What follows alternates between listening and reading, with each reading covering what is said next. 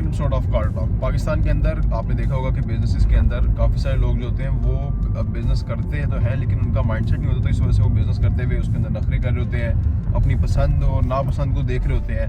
मतलब वो जो अगर उनके कोई ग्राहक आ रहा है तो ग्राहक को पसंद करेंगे, पहले कि मुझे पसंद है तो मैं इसका काम करता हूँ, नहीं तो वरना मैं नहीं करता इसका काम।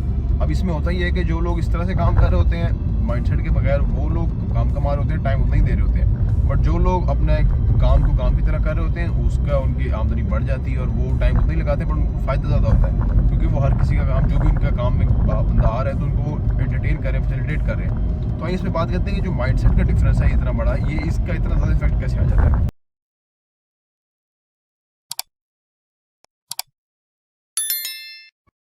अस्सलाम वालेकुम रहमतुल्लाहि व बरकातुहू। देखिए जी, एक होता है बिजनेस माइंडसेट, एक होता है फिक्स माइंडसेट या सेफ माइंडसेट, आप ये कह लीजिए। ये वाली अप्रोच जो है ना नौकरी में चलती है, क्योंकि वहाँ आपका फिक्स है, थोड़ा काम करेंगे तो फिर भी इतना ही मुआवजा है, ज़्यादा करेंगे फिर भी उतना ही मुआवजा है। यही नुकसान हो जाता है नौकरी में ज़्यादा अरसा रहने की वजह से। जब वो रियल लाइफ में आके को कारोबार शुरू करते हैं तो वो उसी माइंडसेट के साथ ही कारोबार कर रहे होते हैं। हालांकि बिजनेस जो है, बिजनेस के अंदर आप शाम को 2000 भी कमा सकते हैं, 2 करोड़ भी कमा सकते हैं।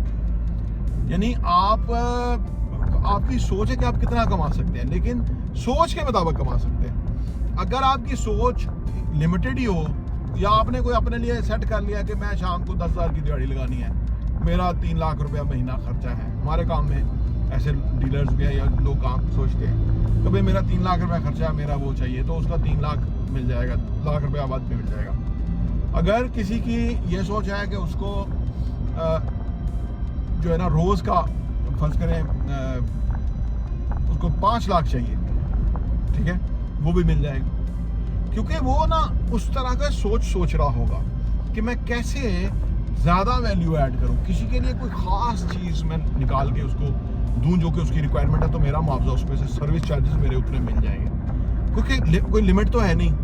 अनलिमिटेड पैसा आप कमा सकते हैं बिजनेस में, चाहे आप छोटे से छोटे कारोबार में अनलिमिटेड पैसा कमा सकते हैं। उसको स्केलेबल करना होगा। अगर टैक्सी का बिजनेस है, और जो लोग टैक्सी का काम करते हैं, कोई बंदे कहते हैं अब आपको ही मिलते होंगे जी, मैं तो खर्चे निकाल के 2000 की दिहाड़ी लगा लेता हूँ।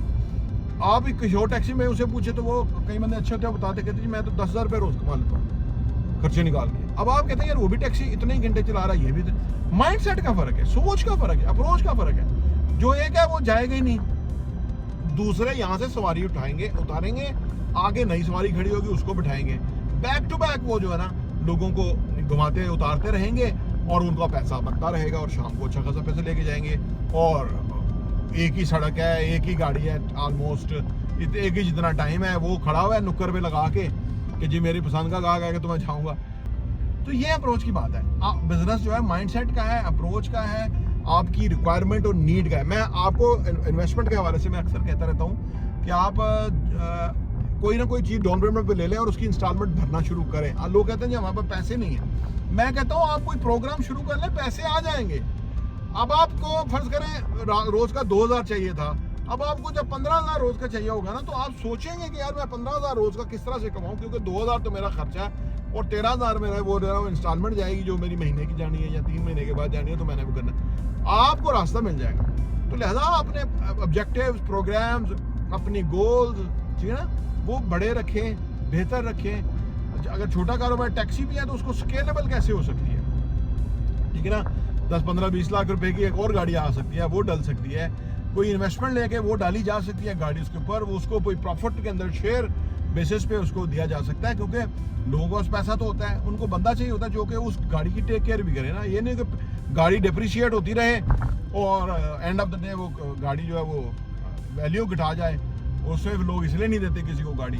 तो ये बिजनेस अगर आप कोई जिम्मेदारी ले ले कि गाड़ी डिप्रिशिएट भी नहीं होगी, गाड़ी कमाएगी भी और आप उसकी जब चाहे इंस्पेक्शन कर सकते हैं ताकि आपको पीस ऑफ माइंड हो जाए, तो ये कारोबार चल पड़ेगा। अलगर्ज कारोबार करने वाले की सोच और मंशा और रजा और उसकी प्लानिंग और उसकी फ्रीक्वेंसी पे बेस है। प्रॉपर्टी न्यूज़ देखने का बहुत बहुत शुक्रिया।